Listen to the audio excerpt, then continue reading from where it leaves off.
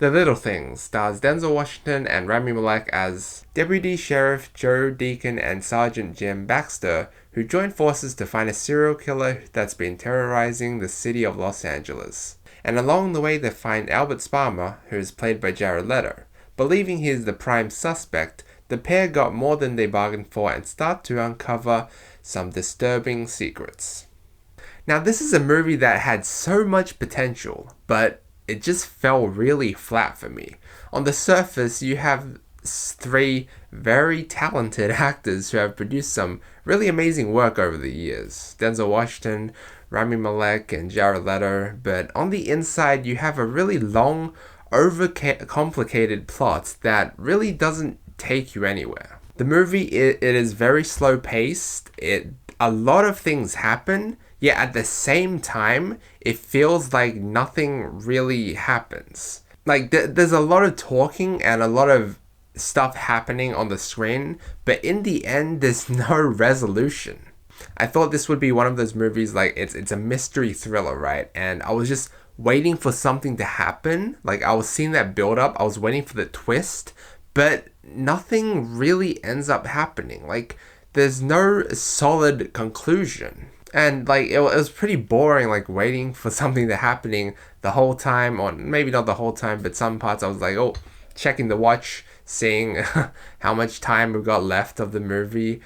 I mean, it was just, there was no conclusion. I mean, if there was a sequel planned, which I don't know if there will be, then it would make sense, but still, even if there will be one, there's no satisfaction you get from watching this movie. Now, they emphasize a lot on these three actors, which, don't get me wrong, their performance in this movie was pretty good, and, like I said, I've loved a lot of their work throughout the years, but I'm afraid that's all this movie has going for it. I mean, like, I guess that's what they do. They emphasize a lot on these actors, especially in the trailer. If you've noticed, like, Academy Award winner this, Oscar nominated this, just to drag viewers like me, I guess, in.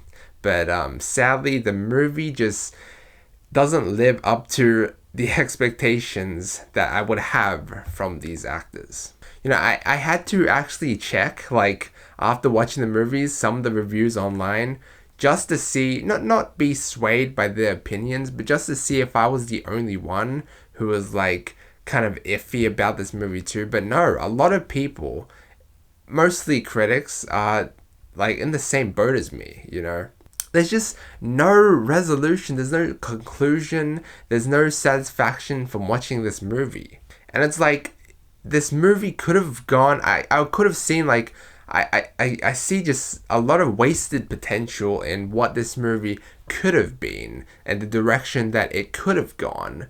The whole movie I was hoping, this guy would be the killer, or what would happen, and think like a final scene which would tie everything together, but it doesn't. In fact, this was a pretty complicated and confusing movie at times. And I don't know if it's just my theater, but some of the words that were said were kind of muffled and unclear, and just there was a lot of talking, a lot of going on. It was just a really overcomplicated, hard to digest plot. But yeah, I mean, the ending was kind of getting interesting. I was like scratching my head trying to figure out what was going on, and it was kind of interesting, but then it just fizzled out because there was no resolution. And I gotta say, like, there is some nudity in this, which I feel like is completely unnecessary. It really didn't need to be any nudity. I mean, it was only there in the dead bodies, which sure, just showing them they were dead and stuff, but like, really? I mean, you didn't really have to put the nudity in there. Now, the best way I can describe this movie is, imagine when you were 10 and you were out shopping with your mum, and she promised at the very beginning to get that toy that you've always wanted, but at the end, for some reason, you never ended up getting it, and you just felt that sense of dissatisfaction, of the sense of waiting for something, but you never ended up getting it. That's this movie in a nutshell, basically. I mean, this movie blue balls the fuck out of you. So, The Little Things. You know, I don't know what to say about this movie. I think this is probably the most waste of time I've spent watching a movie. So I'm gonna give this movie my first ever big fat F. And you know what's funny? Immediately after this movie, our city, like where I live, we got an announcement that stage 4 lockdown was going to commence again and that movies was going to close.